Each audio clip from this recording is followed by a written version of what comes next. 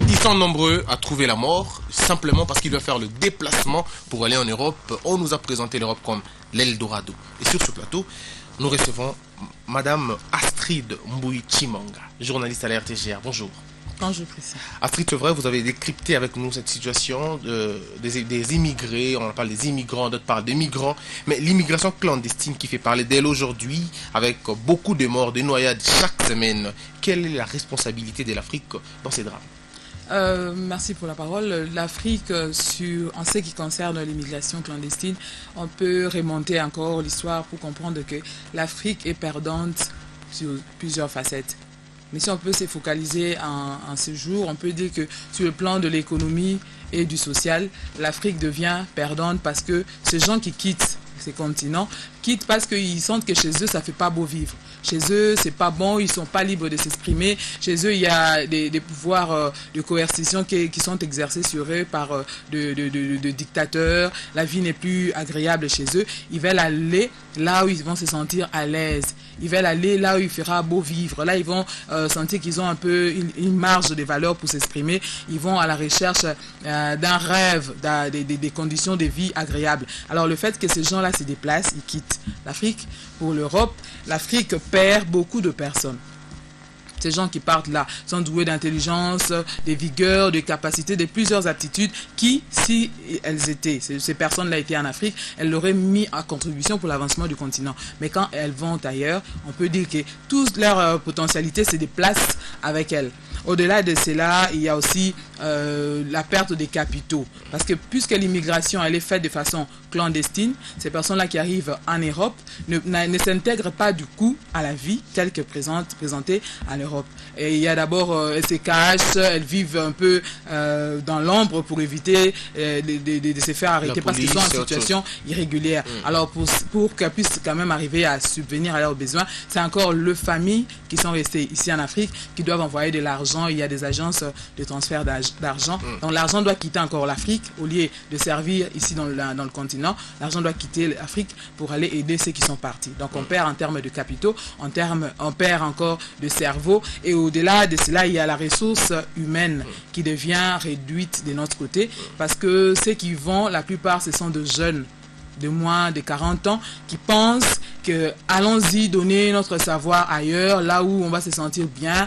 On peut facilement accueillir des formations des qualités, de formation qu'il se doit. Le fait pourrait de quitter ici, l'Afrique perd encore en ressources humaines. Et tous ces jeunes-là sont la relève de demain. Si aujourd'hui on perd nos jeunes, et demain quand ceux qui sont ici deviendront vieux, et il faudra qu'on les remplace, qui va les remplacer? Et il y a aussi un problème d'acculturation, ils vont aller là-bas, ils vont changer de mentalité. mentalité. Ils vont avec un snobisme culturel, que l'Europe c'est le paradis sur terre. Et ils arrivent là-bas, ils veulent s'adapter à ce qu'ils trouvent, parce que chez eux ça fait pas beau vivre. Ils veulent copier ce qu'ils voient là-bas. Alors on perd petit à petit ce qui était notre racine. Alors Astrid Mbouy-Chimanga, est-ce que l'Europe est-elle complètement épargnée? Non, pas totalement. L'Europe n'est pas totalement épargnée. En ce qui concerne l'immigration clandestine, l'Europe, d'abord, d'un côté, je peux parler qu'il y a un gain pour l'Europe. On sait que les gens qui arrivent viennent servir dans la production locale. Ils viennent là, ils ne sont pas dans des grands postes, juste de coups de main dans des plantations, dans des restos, dans des cuisines, des petits trucs qu'ils peuvent faire. Ils servent pour la main-d'œuvre locale dans la production.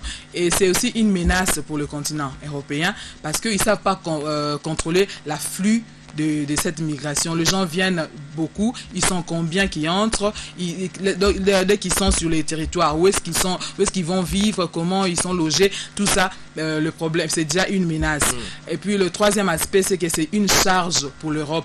L'Europe qui reçoit toutes ces personnes-là, elle n'a pas toutes les ressources pour le mettre dans de bonnes conditions. Parce qu'on ne sait pas, on a reçu combien de personnes. Justement. Ils sont de quelle catégorie, ils ont quel problème, qu'est-ce qu'il faut pour toutes ces personnes. Donc l'Europe n'est pas totalement épargnée parce qu'elle doit faire face et ça crée des insécurités là-bas. Voilà, des insécurités, des antivaleurs. Il y a un nouveau mouvement qui naît, il y a le choc des cultures, il y a beaucoup de situations qui peuvent en découler. Voilà. Alors, mais sinon, on va parler aussi de... Est-ce que la jeunesse africaine qui désire aller en Espagne, aux États-Unis, en France, est-ce qu'elle a des informations nécessaires? Non, je ne pense pas. Je pense que ceux qui vont de façon clandestine, ils vont d'abord avec l'idée de rechercher un monde meilleur. Ils veulent sortir avec les de cinémas chez qu'on nous eux. montre. Oui, les médias en sont pour beaucoup. On voit à la télé qu'en Europe, il faut beau vivre, il n'y a pas de la saleté sur la route, les macadam, il n'y a pas de nid de poules. Quand tu as faim, même à minuit, tu vas trouver, il y a un food market ouvert en face de chez toi. Donc, on veut voir de belles choses. Alors, l'Africain, il en vit. C'est là parce que celui, quand il sort de chez lui, en face, là, c'est une case. En face, là, c'est autre chose. Alors, il se dit, vaut mieux aller en Europe. Mais quand il arrive à l'Europe, c'est là qu'on se réveille du rêve.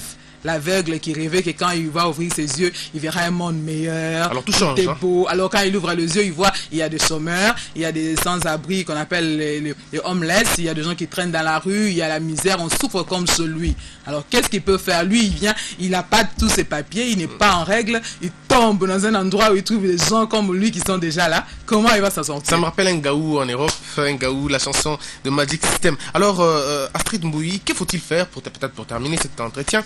Que faut-il faire pour changer ces choses afin que les Africains se responsabilisent aussi eux-mêmes? Je peux proposer deux solutions.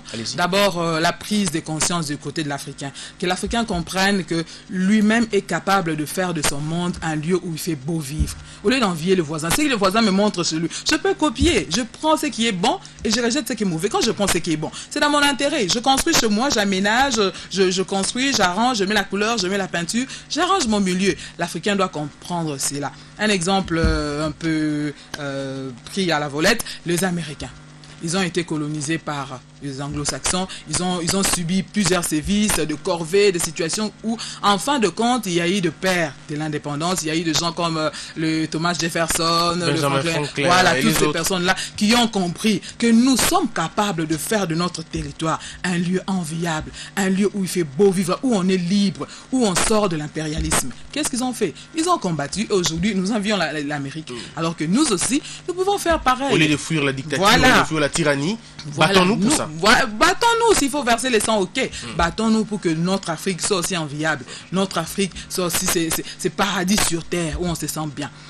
D'un autre côté, il y a aussi le gouvernement qui doivent faire de la démocratie quelque chose de vrai, de concret, de pragmatique, de réel, que les gens se sentent à l'aise chez eux, qu'on quitte un peu de l'institutionnalisation des hommes et de la personnalisation des institutions, mais qu'on sente que vraiment la démocratie est installée, tout va bien et l'Africain se sent bien chez lui.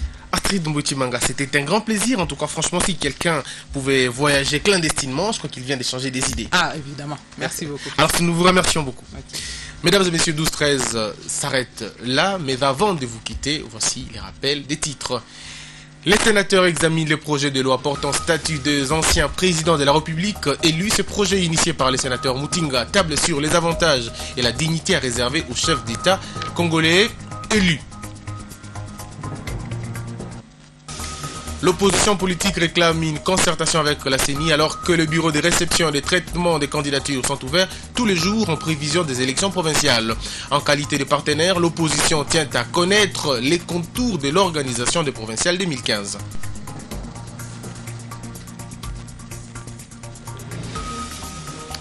En réaction, le Congrès national congolais condamne, dit-il, les manœuvres de l'opposition politique qualifiées d'anticonstitutionnelles. Ce journal a été coordonné par Georges Bakabaka. Merci de l'avoir suivi à Yaoundé, au Cameroun, comme partout dans le monde.